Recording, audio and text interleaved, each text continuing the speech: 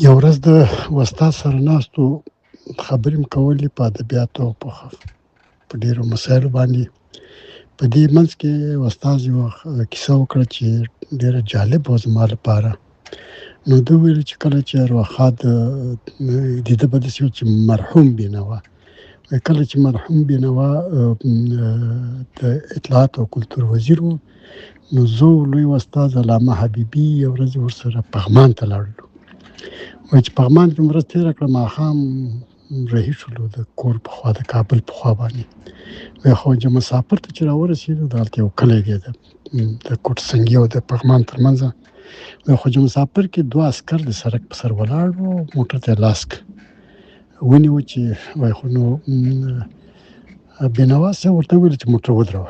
چې موټر ورته ودروه، عسکرو ویلي چې موږ خو دغسې رخصتي ده او رخصت مو اخیستی دی او اوس موټر نه راځي، که موږ دغه کوټ سنګي پورې ورسوئ. وایي نو ډریور استاد ارواښاد بینوا ته وویل چې وزیر صاحب دلته امکان نه لري، دا خو نه ځایږي، یو کس نه ځایږي. وایي چې بینوا صاحب ورته وویل چې په شاته بانټ کې کښېنئ. عسکر ویل چې بالکل کښېنو. وایي ده مو ډریور ته وویل چې بانټ خلاص کړه. ورته بانټ یې خلاص کړه، دواړه په بانټ کې کښېناستل او شېبه وروسته ویل چې کله په د کوټ سنګي په دورایي کې ښکته شول، نو وایي یوه دې بل ته وویلې غوږ چې داسې وزیران هم پیدا کېږي.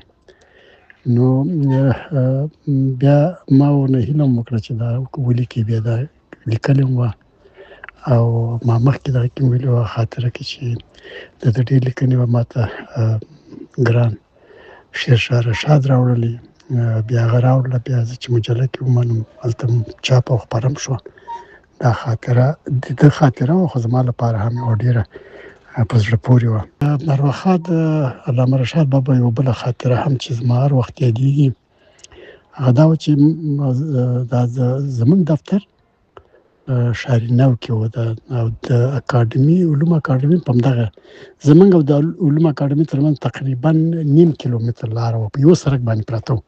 منځ کې هم دا د زینب نندارې وه، اخوا ته موږ او دې خوا ته د اکاډمي وه. نو بیا به موږ پسې به موټر راته، سهار به داسې وړوکي موټرې والګا، هغې به د کورونو رااخیستلو، دفترونو ته به یې وړلو.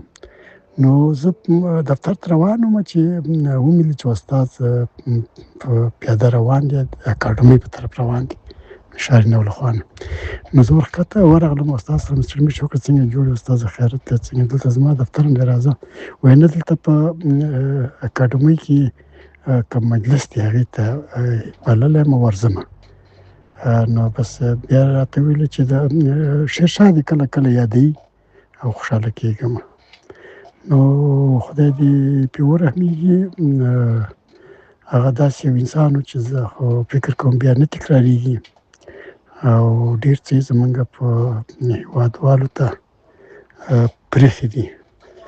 بس خدای ورته هغه دنیا ګل و ګلزار کړي.